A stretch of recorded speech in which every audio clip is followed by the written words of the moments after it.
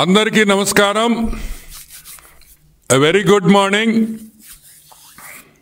మీకు అందరికీ గుర్తుంటుంది, మార్చిలో ఈ సంవత్సరంలో మార్చ్ 17వ తేదీ నేను ఒక ప్రెస్ మీట్ పెట్టా ఇదే స్పాట్లో. ఆ ప్రెస్ మీట్లో నేను క్లియర్గా కాకినాడ డీప్ సీ పోర్ట్ గురించి, కాకినాడ సెజ్ గురించి ఆ రోజు వచ్చిన వార్త, ఆ రోజు ఆ ప్రెస్ మీట్ వార్త, పేపర్లో వచ్చిన వార్త క్లియర్గా ఆ రోజే తెలుగుదేశం పార్టీ చెప్పింది. ఏమని చెప్పింది? జగన్మోహన్ రెడ్డి దొంగతనం చేశాడు, జేబు దొంగ అని క్లియర్గా మేము చెప్పాం. పారిశ్రామికవేత్తలు ఆంధ్ర రాష్ట్రంలో ఎక్కడైనా సరే డబ్బు సంపాదించే కంపెనీలన్నీ జగన్మోహన్ రెడ్డికి వాటా కావాలని, ఆ కంపెనీలు జగన్మోహన్ రెడ్డి ఖాతాలోకి వెళ్ళాలని ఆ రోజే మేము చెప్పాం. కానీ మా మాట ఎవ్వరూ నమ్మల. కానీ ఈరోజు ఛార్జ్ షీట్ ఫైల్ అయింది. ఈరోజు ఏకంగా సిఐడి ఛార్జ్ షీట్ పెట్టింది. ఎవరి మీద పెట్టింది, ఎందుకు పెట్టింది, కాకినాడ సెజ్ ఏంది, కాకినాడ డీప్ సీ పోర్ట్ ఏంది అనే రెండు విషయాలు ఈరోజు మనం మాట్లాడుకుంటాం. First let me start with Kakinada deep sea port. Kakinada SEZ 8,320 ఎకరాలు. ఎంత? 8,320 ఎకరాలు కాకినాడ సెజ్ విస్తరణ. పెద్ద ఏరియా. వన్ ఆఫ్ ది, నాకు తెలిసి శ్రీ సిటీ తర్వాత కాకినాడ సెజ్ చాలా పెద్దది ఆంధ్ర రాష్ట్రంలో. ఈ సెజ్ మీద జగన్మోహన్ రెడ్డి కళ్ళు పడ్డాయి. ఎందుకంటే ధనవంతుడు, ఎంత ధనం ఉందని ఆ రోజుల్లో ఆవులు ఎంత ఉన్నాయంటే పెద్ద రెడ్డో లేకపోతే పెద్ద మనిషో ధనవంతుడో అని చెప్పేవాళ్ళు. ఇప్పుడు భూములు ఎంతుంటే అంత ధనవంతుడు అనే విషయం మీరందరూ గుర్తుపెట్టుకోవాలి. ఫిబ్రవరి 28, 2012లో గవర్నమెంట్ ఆఫ్ ఇండియా కాకినాడ సెజ్కి 2012లో కాకినాడ సెజ్కి 8,320 ఎకరాలు ఇచ్చింది. దిగారు జనాలు. పందులు, చిన్న పంది, పెద్ద పందికి చిన్న పంది పుట్టద్ది. పెద్ద పందులు ముసిలి పందులు అయిపోయినాయి అని చిన్న పందులన్నీ రూట్లోకి వచ్చినాయి. ఈ చిన్న పందులు? విక్రాంత్ రెడ్డి, విక్రాంత్ రెడ్డి, వైవి సుబ్బారెడ్డి కొడుకు శరత్ చంద్రారెడ్డి. ఎవరి శరత్ చంద్రారెడ్డి? మన పొట్టోడు వియంకుడు అన్న. ఏ పొట్టోడు? పొట్టి సారాయి రెడ్డి అల్లుడు అన్న. ఇదే శరత్ రెడ్డి తీహార్ జైల్లో 6 నెలలు ఉండేసి వచ్చాడు లిక్కర్ స్కామ్లో. ఇంకెవరు? The great Vijayasai Reddy, MP. పొట్టి సారాయి రెడ్డి కూడా ఈరోజు ఈ ఎఫ్ఐఆర్లో పెట్టారు. ఎందుకు పెట్టారు? ఎందుకంటే అరబిందో అనే కంపెనీ, ఏ కంపెనీ దీంట్లో వాటా కొనిందో ఆ అరబిందో వియంకుడు విజయసాయి రెడ్డి, పొట్టి సారాయి రెడ్డి కాబట్టి అని మీకు అందరికీ మనవి చేస్తున్నా. కత్తులు పెట్టారు, గన్నులు పెట్టారు, బెదిరించారు, మీటింగులు పెట్టారు, ఇంటికి రమ్మన్నారు ఆ కేవీ రావు గారిని. కేవీఆర్ గ్రూప్ అంటాం వాళ్ళని. ఆ కేవీ రావుని ఇంటికి రమ్మన్నారు. ఆ విషయం ఏ విధంగా వీళ్ళు ఆ షేర్స్ దొబ్బేశారో అది నేను కాకినాడ సీ పోర్ట్ దగ్గరికి వచ్చినప్పుడు మాట్లాడతా. ప్రస్తుతానికి కాకినాడ సెజ్ గురించి మాట్లాడతాం. ఓకే, కాకినాడ సెజ్ 320 ఎకరాలు ఎంతకు కొన్నారో తెలుసా? వాటా కేవీ రావు వాటా దాంట్లో 48.74%లో ఆయనకి ఆల్మోస్ట్ 2011 ఎకరాలు, 4011 ఎకరాలు కేవీ రావు గారి కేవీఆర్ గ్రూప్కి ఉంది. ఈ 4000 ఎకరాలు ఎంత కొన్నారో తెలుసా? గెస్ చేయండి. 12 కోట్ల రూపాయలు. 4011 ఎకరాలు 12 కోట్ల రూపాయలకి బెదిరించి, తుపాకీ పెట్టి బెదిరించి ఈ హాఫ్ టికెట్ జగన్మోహన్ రెడ్డి ఈ డబ్బులు 4000 ఎకరాలు కొట్టేశాడనే విషయం మీరు అందరూ గుర్తుపెట్టుకోవాలి. అంటే కాకినాడ పోర్ట్ పక్కన 29,917 రూపాయలకి 1 ఎకరా కొన్నారు. ఈరోజు జగన్మోహన్ రెడ్డి నేను అడుగుతున్నా, పొట్టి సారాయి రెడ్డిని అడుగుతున్నా, భారతదేశంలో ఎక్కడైనా సరే 29,000కి 1 ఎకరా దొరకద్దా? 29,000కి 1 ఎకరా భారతదేశంలో ఎక్కడైనా దొరకద్దా అని మేము అడుగుతున్నాం. ఏమి కేవీ రావుకి అంత ప్రేమ మీ మీద? అంటే పొట్టి సారాయి రెడ్డి, జగన్మోహన్ రెడ్డి లావు పొడుగనే? పొడుగైతే కాదు, లావు అయితే కాదు. మరి ఏమి చూసి నీకు 29,000 రూపాయలకి 1 ఎకరా ఇచ్చారు? నీలో ఏముందని ఇప్పుడు నేను అడుగుతున్నా. పొట్టి సారాయి రెడ్డి, జగన్మోహన్ రెడ్డిని ఇద్దరిని అడుగుతున్నా. జగన్మోహన్ రెడ్డి, నీకు బెంగళూరులో ప్యాలెస్ ఉంది కదా, 1 కోటి రూపాయలకి ఇచ్చేస్తానాక ఇచ్చేస్తావా అని అడుగుతున్నా. నీ బెంగళూరులో ఉండే ప్యాలెస్ నాకు 1 కోటి రూపాయలకి ఇస్తావా? లేదు తాడేపల్లిలో నీ కొంప 1 కోటి రూపాయలకి నాకు ఇస్తావా? లేదు విజయసాయి రెడ్డికి హైదరాబాద్లో 1.5 ఇళ్ళు, 1.5 ఎకరా ఇళ్ళు ఉంది, 55,000కి నాకు ఇచ్చేస్తావా? 60,000 వేసుకో. మీరు బెదిరించకపోతే, మీరు గన్ను పెట్టకపోతే ఏ పిచ్చోడైనా 4,000 ఎకరాలు 12 కోట్లకి ఇస్తాడా అని మేము అడుగుతున్నాం. సరే, ఆ 12 కోట్లు పక్కన పెడదాం కొంచెంసేపు. దీనికి పేమెంట్ ఎట్ట చేశారు తెలుసా? మీరు బిత్తరపోతారు. చెక్ పేమెంట్ చేశారు. ఏది?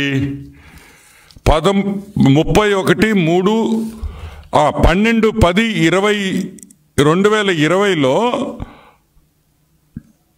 అగ్రిమెంట్ చేసుకొని 31/3/2021 అంటే 6 నెలల తర్వాత చెక్ పేమెంట్ ఇస్తారా 12 కోట్లకి? ఏందయ్యా ఈ ఆశ్చర్యం అని అడుగుతున్నాం. అసలు ఏమి జరుగుతుంది? 12 కోట్లు 4,000 ఎకరాలు తీసుకోవడం ఏంది? 12 కోట్లు డబ్బులు చెక్ పేమెంట్ ఇవ్వడం ఏంది? ఆ చెక్ జూన్లో వేసుకోమని చెప్పి మార్చి డేట్ వేసి జూన్లో పేమెంట్ చేయడం ఏంది? 6 నెలలు అంటే మీరు అగ్రిమెంట్ చేసుకొని 4,011 ఎకరాలు 12 కోట్ల రూపాయలకి అగ్రిమెంట్ చేసుకొని మీరు 6 నెలల తర్వాత చెక్ క్లియర్ చేసిస్తారా 12 కోట్లకి? ఈరోజు మేము అడుగుతున్నాం, ఇది దోపిడీ కాదా అని మేము అడుగుతున్నాం. చెప్పండి. ఈరోజు సాక్షి పేపర్లో ఇష్టం వచ్చినట్టు రాస్తున్నారు కదా, మీ ఆస్తులు ఇస్తారా మాకు? 6 నెలలు చెక్ వేసి ఇస్తే మీ ఆస్తి మాకు రాసి ఇచ్చేస్తారా? ఎక్కడ న్యాయం అని అడుగుతున్నాం. అంటే ఏదైనా కంపెనీ డబ్బులు సంపాదిస్తుందంటే ఆ కంపెనీని కైవల్సం చేసుకోవాలి.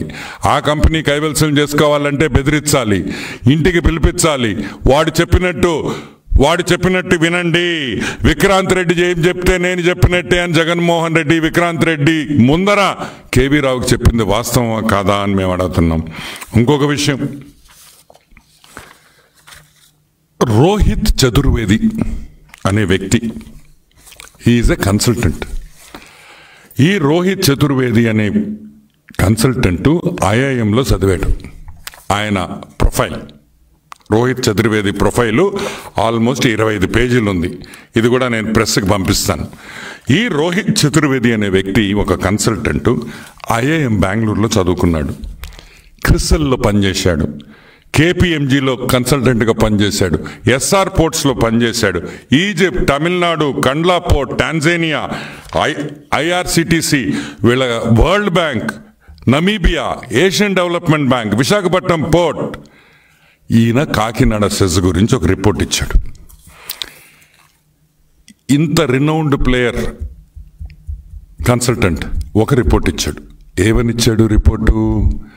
ఏమనిచ్చాడంటే మొత్తం కాకినాడ సెస్ గురించి మొత్తం రాస్తూ ఆయన ఇచ్చిన వాల్యుయేషన్ తీస్తే మీ కళ్ళు జిరియలంటాయి. మనకి 8,230.48 ఎకరాలు, ఒక్కొక్క ఎకరా రేటు 50,24,000 రూపాయలు ఆయన ఇచ్చిన వాల్యుయేషన్ రిపోర్ట్.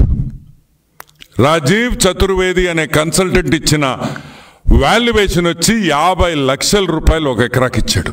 అంటే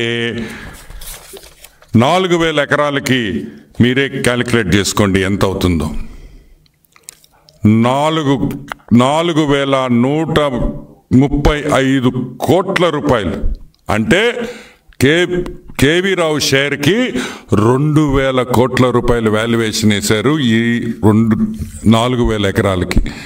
అంటే 2,000 కోట్ల 2,000 ఎకరాలకి 12 కోట్లు ఇస్తారా? 2,000 కోట్లకు గాను. ఈరోజు నేను అడుగుతున్నా, ఇది న్యాయమా ధర్మమా అని అడుగుతున్నాం. ఇది బెదిరించడం కాదా? ఇది గన్ను పెట్టుకుని లాక్కోవడం కాదా? ఏమంటారు? 2,000 కోట్ల ఎస్టిమేషన్ వేసిన 2,000 ఎకరాలకి మీరు ఎంత తీసుకుంటారు? 12 కోట్లకు తీసుకుంటారా? 2,000 కోట్లు ఎక్కడా, 12 కోట్లు ఎక్కడా అని మేము అడుగుతున్నాం. ఇది బెదిరించడం కాకపోతే ఏంది అని అడుగుతున్నాం. సరే, దీనికైనా పేమెంటు ఆ 12 కోట్లు దాని అమ్మబడరే రే. 2,000 కోట్ల భూమి 12 కోట్లకి దొబ్బేశారు కదా. పేమెంట్ ఇలేర్రే, పేమెంట్ ఇర్రే. అది కూడా స్పాట్లా 6 నెలల తర్వాత ఇస్తారా? 2,000 కోట్ల రూపాయల భూములు 12 కోట్లకి తినేసి 12 కోట్ల రూపాయలకు చెక్ ఇచ్చి ఆ చెక్కు 6 నెలల తర్వాత బ్యాంకులో వేయమంటే అప్పుడు క్యాష్ అవుతుందా? ఏమంటారు? ఇది దోపిడీ అంటారా? దొంగతనం అంటారా? 429 అంటారా? ఏమనాలి? ఇది జగన్మోహన్ రెడ్డి హస్తంతో కాదా జరిగింది? జగన్మోహన్ రెడ్డి హస్తం లేదా?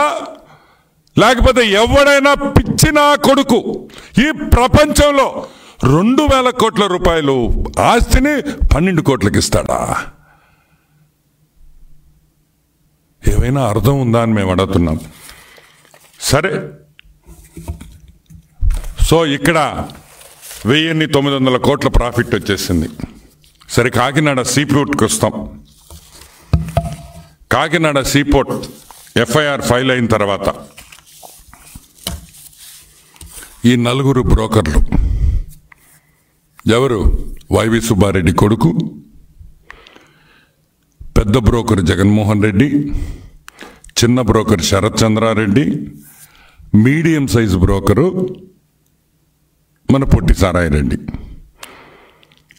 ఆదాన్ డిస్టిలరీస్ గురించి మీకు బాగా గుర్తుంది కదా. మనం ఎన్నోసార్లు ఆదాన్ డిస్టిలరీస్ గురించి మాట్లాడుకున్నాం. దొంగ సారా వ్యాపారం చేసి మనం వాళ్ళ డైరెక్టర్ లెవెల్లో కూడా, అది కూడా అరబిందో కంపెనీదే. ఆ శరత్ రెడ్డే, ఆ అరబిందో శరత్ రెడ్డే ఈ శరత్ రెడ్డి. వీళ్ళు ఏం చేశారంటే కాకినాడ డీప్ సీ పోర్ట్ అనే కేవీ రావు గారి డీప్ సీ పోర్ట్, అది ఒక పోర్ట్ కాదు, 2 పోర్ట్లు. మీరందరూ కాకినాడ సీ పోర్ట్ ఒకటే అంటున్నారు. కాకినాడ సీ పోర్ట్ ఒకటి, కళింగ ఇంటర్నేషనల్ పోర్ట్ ఒకటి. దాంట్లో కూడా వీళ్ళకి షేర్స్ ఉన్నాయి. ఈరోజు కాకినాడ సీ పోర్ట్ ఒక్కటే 451 కోటి నుంచి 530 కోట్ల రూపాయలు యావరేజ్ ఎర్నింగ్స్ ఈ సంవత్సరం, లాస్ట్ ఇయర్.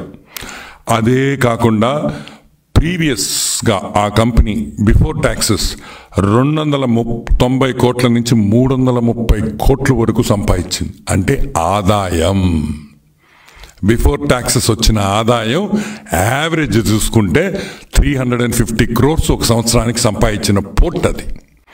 ఈరోజు మేము అడుగుతున్నాం, అంత బ్రహ్మాండంగా జరుగుతున్న పోర్టు ఎవడైనా షేర్లు అమ్ముకుంటాడా? లాస్లో ఉండే కంపెనీని మనం షేర్లు అడిగితే లాస్లో ఉండే కంపెనీని మనం కొనుక్కోవచ్చు. నష్టాల్లో ఉండే కంపెనీని మనం కొనుక్కోవచ్చు, కానీ బ్రహ్మాండంగా లాభాల్లో ఉండే కంపెనీ ఎవడు కూడా తక్కువ రేటుకి అమ్మడనే విషయం మనం అందరం గుర్తుపెట్టుకోవాలి. నేను ఒకటే చెప్తున్నా, బాగా ఆలోచించండి మీరందరూ. కాకినాడ డీప్ సీ పోర్ట్ని కైవల్సం చేసుకునేదానికి ఎంత మోసం చేశారో కూడా మీకు అందరికీ నేను మనవి చేస్తూ ఉన్నా.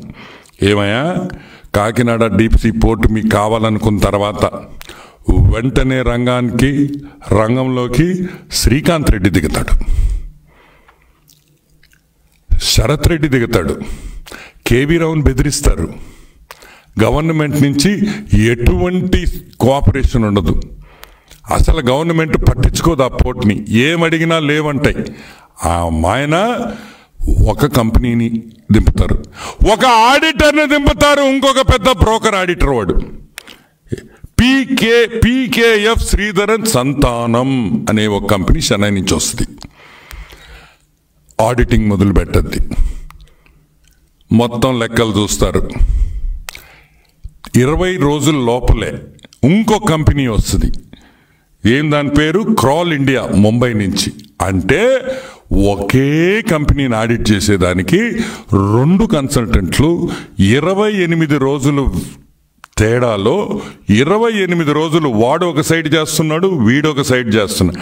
వీళ్ళిద్దరూ కాగితాలు నలిపి తిని చదివి 1,000 కోట్ల రూపాయలు కట్టాలి గవర్నమెంట్కి అన్నారు.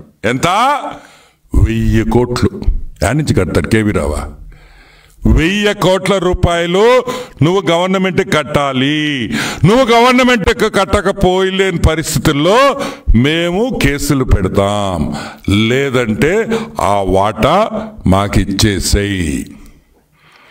సరే, అక్కడికి ఆగిందా? లేదు. షిప్పింగ్ ఏజెంట్లు ఎవరు? పోర్ట్లో పనిచేసే షిప్పింగ్ ఏజెంట్లు ఉంటారు. ఏ కంటైనర్ పోవాలన్నా, ఏ కంటైనర్ రావాలన్నా దాన్ని హ్యాండిల్ చేసేది షిప్పింగ్ ఏజెంట్లే. ఆ షిప్పింగ్ ఏజెంట్ల మీద కూడా భయపడ్డారు. వాళ్ళ కాగితాలన్నీ అడిగారు, వాళ్ళ లెక్కలన్నీ అడిగారు. బోత్రా షిప్పింగ్, శరత్ షిప్పింగ్, బెలేర్ లాజిస్టిక్స్ వీళ్ళను కూడా బెదిరించారు. వీళ్ళ కాగితాలన్నీ లాక్కున్నారు. అన్నీ ఎందుకు చేశారో తెలుసా? అన్నీ ఏ విధంగా ఆ పోర్టు, ఆ షేరు, కేవీ రావు వాటా 41% అమ్మే వరకు గొంతు మీద కత్తి పెట్టి వీళ్ళు తీసుకున్నారనే విషయం మీకు అందరికి మనవి చేస్తూ ఉన్నా. సరే, ఇది బాగుంది. అసలు విషయానికి వస్తాం, ఎందుకంటే ఇది ఆల్మోస్ట్ నేను 5-6 సార్లు చెప్పేశాను కాబట్టి. So will come to the next topic. ఈరోజు మీ ఇళ్ళు అమ్మాలంటే, మీ ఇళ్ళో నా ఇళ్ళో ఎవరైనా ఇళ్ళు అమ్మాలనుకుంటే రేటు నువ్వు చెప్తావా, కొనుక్కునేవాడు చెప్తాడా? నీ రేటుకి, నాకు నచ్చిన రేటుకి నా ఇళ్ళు అమ్ముకునేటప్పుడు నీకు ఇష్టం ఉంటే కొంటావు, ఇష్టం లేకపోతే కొనవు, అంతే కదా. మీ ఇళ్ళు అమ్ముకుంటే ఎదుటాడు 5 రూపాయలు అంటే ఇచ్చేస్తావా? 1 కోటి రూపాయలు ఇళ్ళున్నాయి, ఇవి కదా. నాకు నా ఇల్లు విలువ ఇంత, ఈ విలువ నాకు ఇస్తేనే నేను నా ఇల్లు నీకు అమ్ముతానని చెప్తాం. ఈరోజు నేను చెప్తున్నాను, కాకినాడ డీప్ సీ పోర్ట్లో 41% అమ్మేదానికి అరబిందో వాడు మనోహర్ చౌదరి అసోసియేట్స్ అని ఒక కంపెనీకి ఇస్తాడు. అంటే వాడు ఏ రేటు చెప్తే అదే, ఈడే వాడికి డబ్బులు ఇస్తాడు, ఈడే వాడిని కన్సల్టెంట్గా పెడతాడు. అరబిందో గాడు, వాడు శరత్ గాడు, వాడే రేటు చెప్తాడు, ఈ రేటుకైతే మనం మీరు తీసుకోవచ్చు అని. సరే, ఎంత? 494 కోట్ల రూపాయలకి షేర్లు, ఒక్కొక్క టోటల్ షేర్స్ 41% షేర్స్ వచ్చి 494 crores వీళ్ళు ఫిక్స్ చేశారు. కేవీ రావు నా వల్ల కాదు, ఇది చాలా తక్కువ అన్నాడు. ఇస్తావా పోర్టు మూస్తావా అనే విషయం మీరందరూ గుర్తుపెట్టుకోవాలి. కత్తి గొంతు మీద పెట్టి 494 కోట్లకి ఒక రన్నింగ్ పోర్టు, ప్రాఫిట్లో ఉండే పోర్టు, విపరీతమైన లాభాల్లో ఉండే పోర్టుని కత్తి పెట్టి తీసుకుంది వాస్తవమా కాదా అని నేను అడుగుతున్నా. ఈరోజు నేను అడుగుతున్నా, మీకు మీ వాల్యుయేషన్, అసలు వాల్యుయేషన్ కూడా చూపిస్తాను నేను. మీరు ఆ షేరు 494 కోట్లకి ఎప్పుడు ఫిక్స్ అయిపోయిందో, ఎప్పుడు షేర్ వాల్యూ ట్రాన్స్ఫర్ అయిపోయిందో 1000 కోట్ల రూపాయలు వేసిన ఫైను, కట్టాల్సిన డబ్బులు 8 కోట్లు వెళ్ళిపోయింది. 1000 ఎక్కడా, 8 కోట్లు ఎక్కడా అని నేను మనవి చేస్తా ఉన్నా. ఇది కరెక్టా? అప్పటికి ఈ శ్రీకాంతం వీళ్ళందరూ ఎవరు, పీకేఎఫ్, శ్రీధరన్, సనాతనం ఎలా ఒప్పుకున్నారు అని మేము అడుగుతున్నాం కన్సల్టెంట్ని. అసలు మెడ్రాస్ నుంచి కన్సల్టెంట్లు ఇక్కడికి రావడం ఏంది? ఆంధ్రాలో కన్సల్టెంట్లు లేరా? ఏపీ గవర్నమెంట్ ఇండియాలో ఆంధ్ర రాష్ట్రంలో చార్టర్డ్ అకౌంటెంట్స్ ఉన్నారా లేదా అని మేము ప్రశ్నిస్తున్నాం. అంతే గవర్నమెంట్ డిపార్ట్మెంట్ చేయొచ్చు కదా, ఎందుకు చేయించలా? ఏం గవర్నమెంట్ మన ఫైనాన్స్ డిపార్ట్మెంట్లో ఆడిటర్లు లేరా? ఫైనాన్స్ డిపార్ట్మెంట్లో పనిచేసే ఆడిటర్లు ఉన్నారా లేరా? ఉన్నప్పుడు నువ్వు ఎందుకు చెన్నై నుంచి తీసుకొని రావాల్సి వచ్చింది? ఎందుకంటే విజయసాయి రెడ్డి చెన్నైలోనే అతను ఒక చార్టర్డ్ అకౌంటెంట్గా, పనికి మాలిన చార్టర్డ్ అకౌంటెంట్గా అక్కడ ఉండేవాడని కూడా నేను మనవి చేస్తా ఉన్నా. ఈరోజు మీరు చెన్నై నుంచి చార్టర్డ్ అకౌంటెంట్లు తీసుకొని వస్తారు, ముంబై నుంచి తీసుకొని వస్తారు, కానీ ఆంధ్ర వాళ్ళని మాత్రం తీసుకురారనే విషయం మీరందరూ గుర్తుపెట్టుకోవాలి. ఈరోజు అదే రాజీవ్ చతుర్వేది, అదే కన్సల్టెంట్ రోహిత్ చతుర్వేది, ఆయన కాకినాడ డీప్ సీ పోర్ట్ మీద ఒక వాల్యుయేషన్ వేశాడు. దీంట్లో ఫాస్ట్గా చెప్పేస్తాను, ఎందుకంటే ఇది టెక్నికల్, మీకు అంత నచ్చకపోవచ్చు. డిస్కౌంటెడ్ క్యాష్ ఫ్లో అనే ఒక system, comparable market multiple approach అనే 2 విధానాలుగా జనరల్గా ఒక ఫర్మ్ వాల్యుయేషన్ చేస్తాం. ఎనీబడి ఎవరైనా ఒక కంపెనీ కొనాలంటే ఈ 2 విధానాల్లో వాల్యుయేషన్ చేస్తాం. వాళ్ళు ఇచ్చిన వాల్యుయేషను, యావరేజ్ వాల్యుయేషన్ 6,123 crores ఆ కంపెనీ వాల్యుయేషన్. యావరేజ్ 6,048 crores రెండో వాల్యుయేషన్. అంటే కేవీ రావు కేఎస్పిఎల్ 41% స్టేక్ వచ్చి 2,689 కోట్ల రూపాయలు, 2,689 కోట్ల రూపాయల షేర్ని మీరు 400కి దొబ్బేస్తారా? 494 కోట్లకు తీసుకుంటారా? 2,689 కోట్ల షేర్ని. ఈరోజు నేను అడుగుతున్నా, సరే అది కూడా ఒప్పుకుంటా, కేవీరావు పిచ్చోడు కాబట్టి, కేవీరావు విషయం తెలియదు కాబట్టి, కేవీరావు అమాయకుడు అనుకో మీరు చెప్పే వాదనలో. సింపుల్ పాయింట్, ఈరోజు ఆ మీరు పెట్టిన 496 కోట్లలో ఆల్రెడీ లాస్ట్ ఇయరే మీకు 380 కోట్లు వెనక్కి వచ్చేసింది కాకినాడ డీప్ సీ పోర్ట్ నుంచి. డివిడెండ్ అయితే ఏమి, ఐసీడీలు అయితే ఏమి, బెదిరించి ఐసీడీలో అరబిందో కంపెనీ తీసుకుందనే విషయం మీరందరూ గుర్తుపెట్టుకోవాలి. అవసరమైతే ఆ ఐసీడీలు ఏ ఇచ్చారు, ఎంతంత అరబిందోకి ఇచ్చారనే విషయం కూడా మేము బయట పెడతాం. 380 కోట్లకి లాస్ట్ ఇయర్ మీరు పెట్టిన 494 కోట్లకి ఆల్రెడీ మీకు ఇంకొక 100 కోట్లు వచ్చేస్తే మీ డబ్బులు మీకు వచ్చేసినట్టు. అది కాకుండా కూడా ఐసీడీ డిపాజిట్లు మీరు కాకినాడ డీప్ సీ పోర్ట్లో ఆ కంపెనీ నుంచి మీరు ఐసీడీలు తీసుకున్నారనే విషయం బాగా గుర్తుపెట్టుకోవాలని కూడా నేను మనవి చేస్తా ఉన్నా. ఈరోజు మేము ఒకటే అడుగుతున్నాం, అసలు ఈ ఎఫ్ఐఆర్లో A1గా ఉండాల్సింది ఎవరు? విక్రాంత్ రెడ్డి కాదు, YS Jaganmohan Reddy half ticket. ఈరోజు A1గా ఉండాల్సింది. ఈ విషయం నేను సిఐడి డిపార్ట్మెంట్కి, డిఐజీ గారికి, డీజీపీ గారికి అందరికీ నేను మనవి చేస్తున్నా. కర్త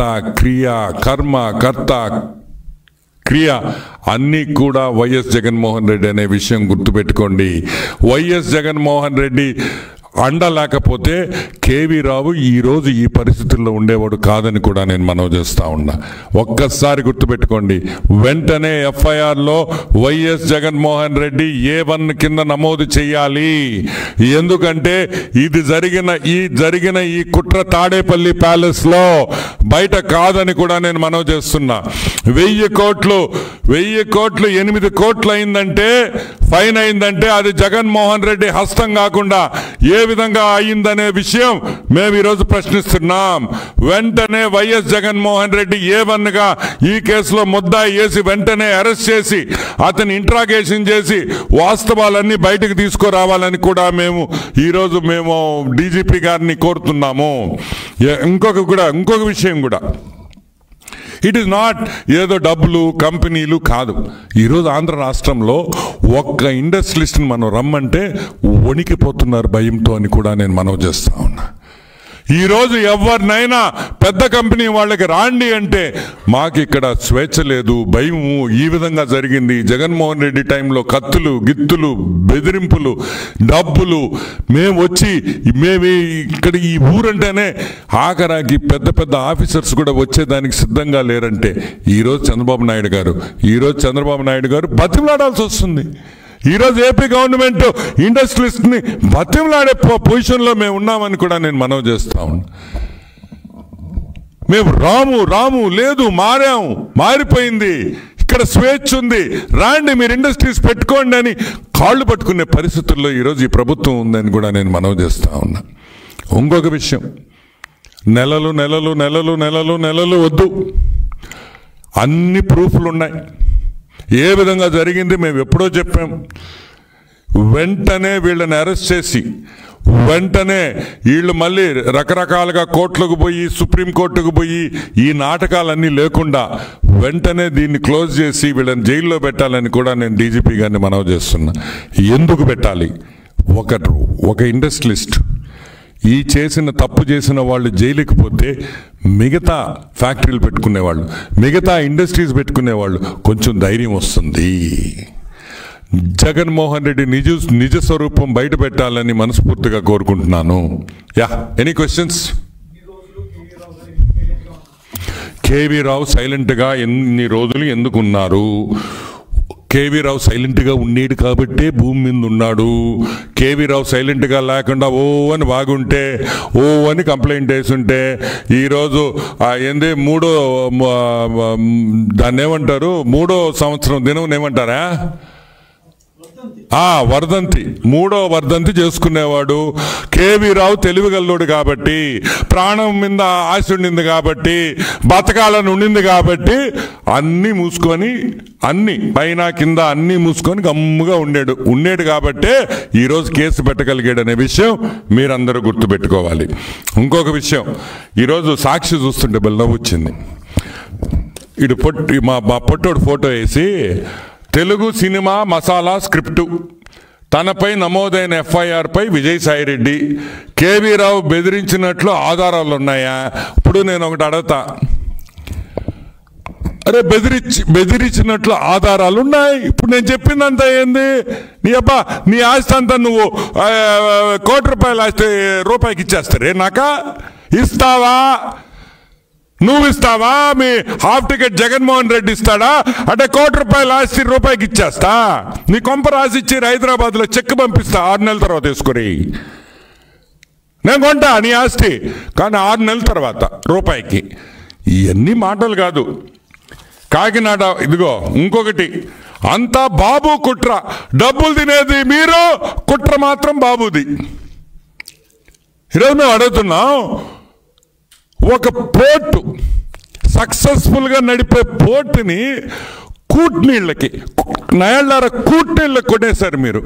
కూట్నీళ్ళకి కొని అది బాబు కుట్ర. బాబు గారికి ఏం సంబంధం అని మేము అడుగుతున్నాం. ఈరోజు కేవీ రావు వచ్చి ఈ విధంగా బెదిరించారని చెప్పారు కాబట్టే ఈరోజు ఎఫ్ఐఆర్ నమోదైంది. అయినా కానీ నాకు మాత్రం ఒక నమ్మకం ఉంది, ఇది కాకపోయినా తొందరలో వేరే కేసులో నువ్వు డెఫినెట్గా జైలుకి పోతావని కూడా నేను మనవి చేస్తూ, ఇంకేమన్నా ఉన్నాయా?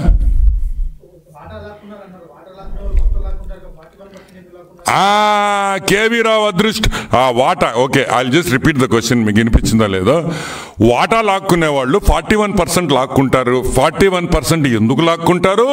51% లాక్కుంటారు కదా అంటారు మన జర్నలిస్ట్ సోదరులు. ఈరోజు మేము అడుగుతున్నాం, కేవీ రావు అదృష్టవంతుడు. ఆ కేవీ రావుని ఆ వెంకటేశ్వర స్వామి కరుణించాడు. ఆ 48% ఎక్కడుందో తెలుసా? ఇక్కడ లేదు. 48% అమెరికన్ సిటిజన్స్ దగ్గర ఉంది, అమెరికా కంపెనీస్లో ఉంది, అమెరికా నేషన్లోనూ ఉంది. ఆ అమెరికాలో 48% ఉంది కాబట్టే ఈరోజు ఇంకా కేవీ రావు ఆ కంపెనీలో ఉన్నాడు.